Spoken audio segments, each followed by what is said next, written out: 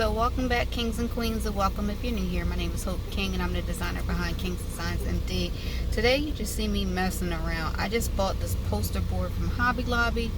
I'm in my car and I'm just looking at how the sun captures it and how I can take photos on this. So this cost me like 70 some cents, and I see people saying, you know, make your own photo prop, contact paper, different boards and things like this, but this was just a piece of poster board that I grabbed out of the store, already made with the wood paneling look background. And as you can see, if I zoom in or zoom out, I could take some great photos with this. So I hope this helps somebody. This was less than $1.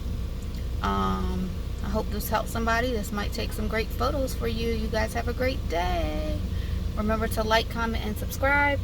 And hit the notification bell so you guys can get updates on my latest videos.